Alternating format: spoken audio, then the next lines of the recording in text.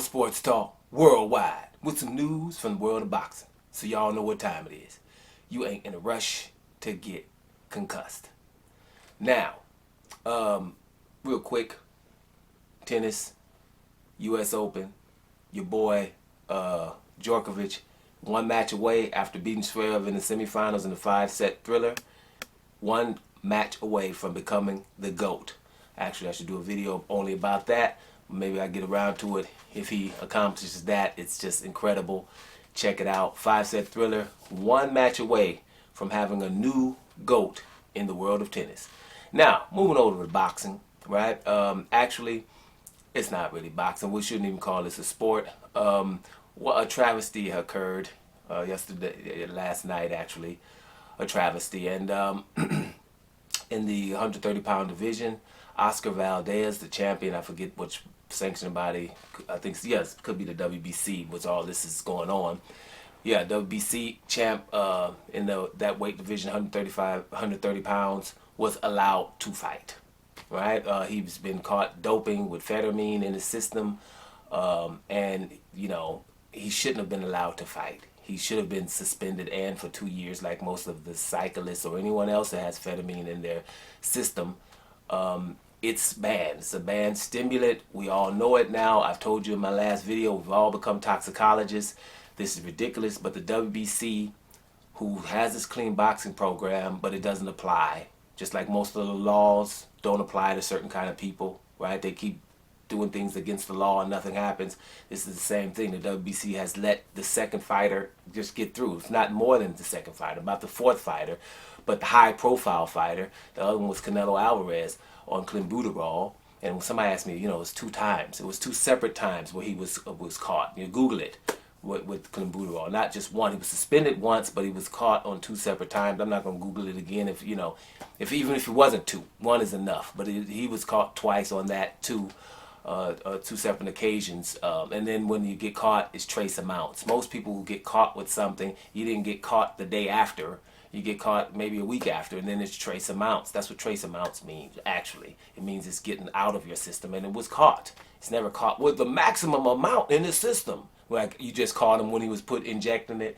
No, but regardless, you know, when you have something in your system, this is a weight loss drug. You know, you can lose weight real effectively with this drug and other things. Others have come out and said other things that it's good for. But obviously, a person that's making weight, getting down in these weight classes, 130, look at Canelo, who's always weight bullying his people. This doesn't look good for the Canelo Alvarez camp and Eddie Reynoso, who's the trainer from these guys. But, you know, you should have stopped the fight. The WBC didn't do it again. Let him fight, which is a travesty. But, like I said before, all laws.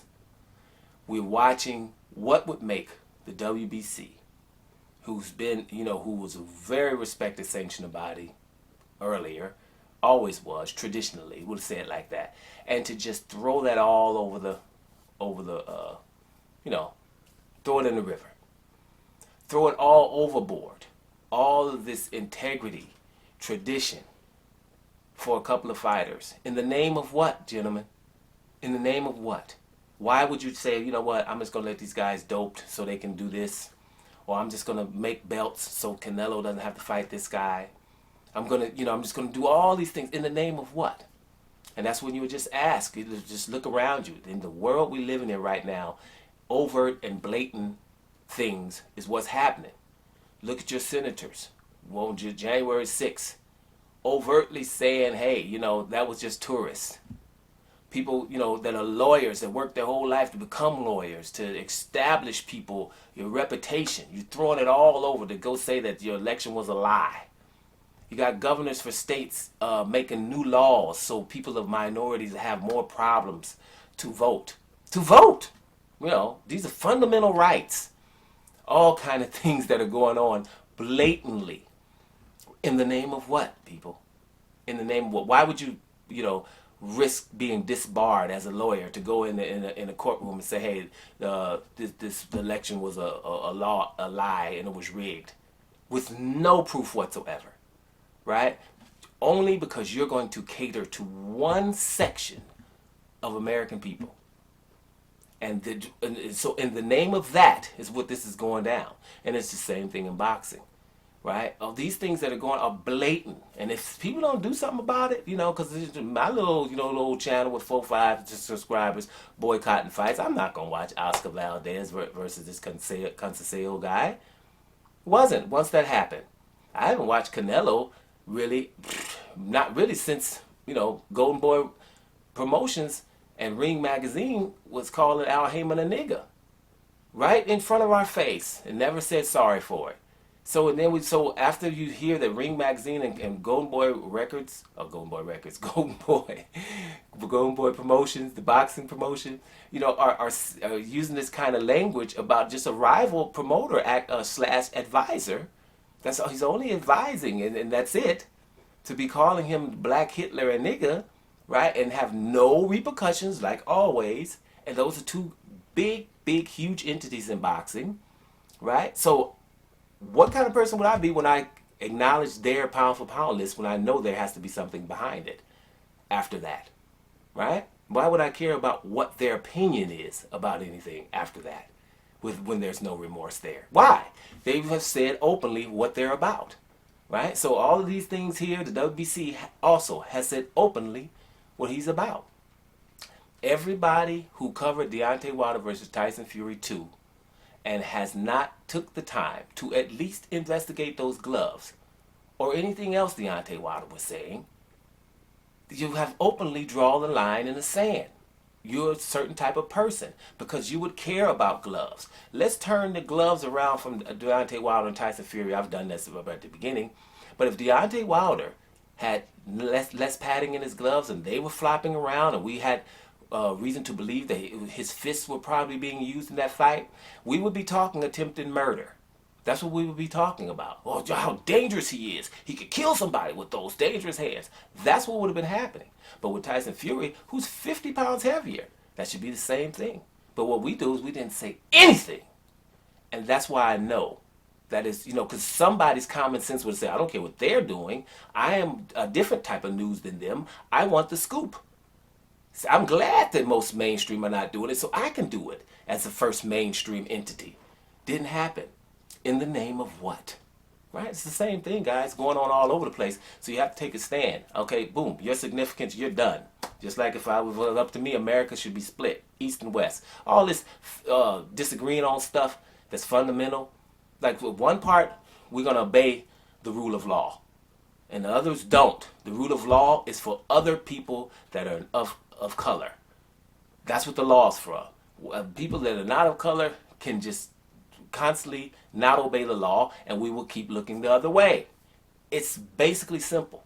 So there's no reason. This guy, Oscar Valdez, was able to fight, and it's a travesty. I was hoping that the good, cooler heads would prevail and make sure that he doesn't, but they did it. You know why? Because they know that we're going to forget it in a couple of weeks and move on to the next thing, right? And this is huge, but we won't. We'll keep talking about it. I probably mentioned Oscar Valdez and being able to fight for a while because it's just something that should not have happened.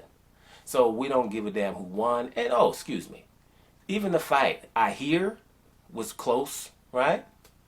And one judge gave 117, 110, and I hear that's a travesty again.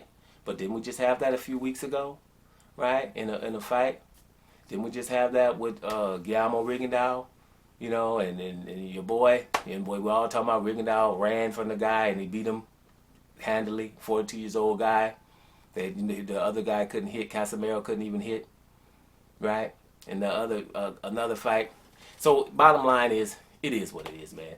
So listen, hopefully you didn't watch the Oscar Valdez fight. Watch the residue that comes from this. It'll be a while, a day or two, and then we'll forget it and keep on moving on. We shouldn't, right? Just like Oscar Valdez should not have fought. The WBC, you're probably done, right? You don't think so because you're traditional, and a lot of people are going to steal, but it's going to be those kind of people. I think people are of color are fed up, right? Because you're getting too blatant to the point where you're forcing a lot of people's hands who don't really want to say stuff. Like a lot of people that have been speaking up are the guys who won't speak up normally, but it's going so far to the point where you're messing with their sport. They know it's a little racism. Black people even accept a little racism. We're so accustomed to it, right? But when it's getting to the point where, wait a minute, dude, is there any, remnants of fairness going on? And there really isn't. So no, Oscar Valdez, who gives a damn what he did? He shouldn't have fought. Mauricio Sulaimán, he's going to probably pay for this in some way or another. Where I think it's just going to be the significance of the WBC is probably forever tainted now. It's ridiculous, but that is what it is. Doma Sports Talk Worldwide, and I'm up out of here, y'all.